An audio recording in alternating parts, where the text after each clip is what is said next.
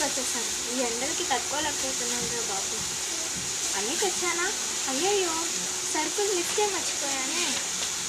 అయినా ఎలా మర్చిపోయాను సరుకులని? ఈ సరుకులు ఇప్పుడు తెచ్చుకోవాలన్నా కష్టమే.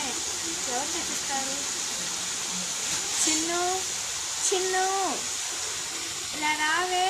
వచ్చేటప్పుడు ఒక గ్లాస్ మంచినీళ్ళు కూడా తీసుకొని రా, త్వరగా రా.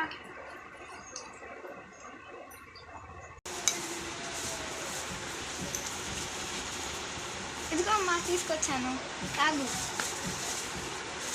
ఇంటికి నన్ను ఎందుకు పిలిచావమ్మా? గ్లాస్ మంచినీళ్ళ కోసమే పిలిచావా, ఇంకేదైనా పని చెప్పడానికి పిలిచావా? ఏంటిది ఇలా ఉందేంటి? చెప్తావా చెప్పవా?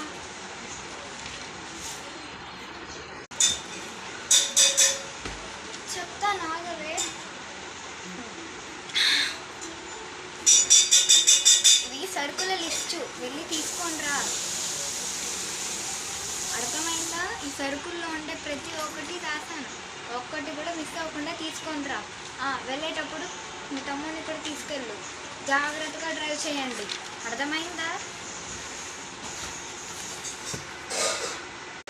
అర్థమైంది, కానీ వాడెందుకమ్మా ఇప్పుడు? వాడు వచ్చాడంటే ఏదో ఒకటి తీసిమంట. నా దగ్గర మనీ లేదు, మమ్మీ కొంచెమే ఇచ్చిందిరా అంటే మళ్ళీ వాడు తీసుకుని అప్పు పెట్టేసి వస్తాడు. అవసరమా అమ్మా?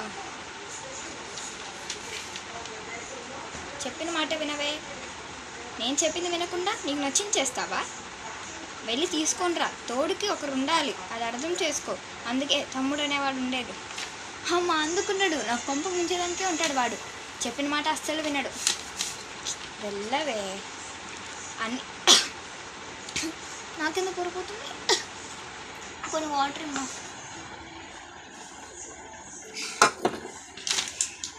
ఇప్పుడు అన్నీ రాసావు కదా, మళ్ళీ మర్చిపోయి ఫోన్ చేసి చిన్ను ఇది తీసుకురావే, చిన్ను అది తీసుకురావే అని చెప్పకు. మళ్ళీ అక్కడ అందరూ నన్ను వింతగా చూస్తారు. అన్నీ రాశాను, మరి డబ్బులు ఇవా? డబ్బులు ఎక్కడా? అక్కడ ఉన్నాయి, తీసుకోవే.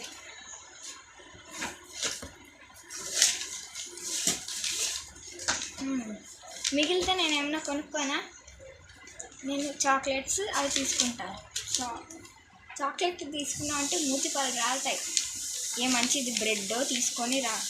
అలాగే అమ్మ, ఖచ్చితంగా తీసుకుంటాను.